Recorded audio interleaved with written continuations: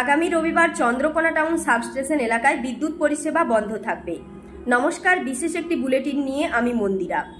পশ্চিমবঙ্গ রাজ্য বিদ্যুৎ বণ্টন নিগমের পক্ষ থেকে প্রতি বছরই পুজোর আগে সাবস্টেশনগুলিতে প্রাক পুজো রক্ষণাবেক্ষণের কাজ চলে, যাতে দুর্গাপুজোর সময় নিরবিচ্ছিন্ন বিদ্যুৎ পরিষেবা দেওয়া যায়। সেই জন্য এবছর ইতিমধ্যেই কয়েকটি সাবস্টেশনে রক্ষণাবেক্ষণের কাজ হয়ে গিয়েছে।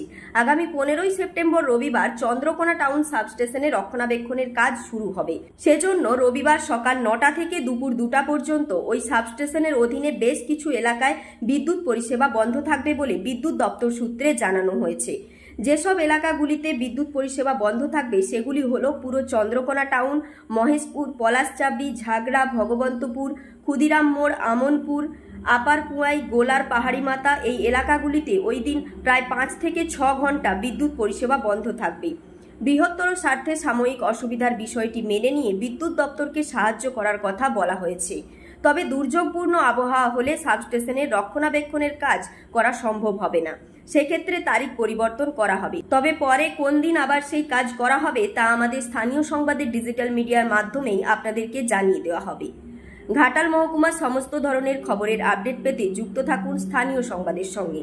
নমস্কার, আমি সংহিতা শিরোমণি। ঘাটাল মহকুমার সমস্ত খবর সঙ্গে সঙ্গে পেতে স্থানীয় সংবাদের ইউটিউব চ্যানেলটি সাবস্ক্রাইব করুন এবং তার সঙ্গে ফেসবুক পেজটিও লাইক করুন।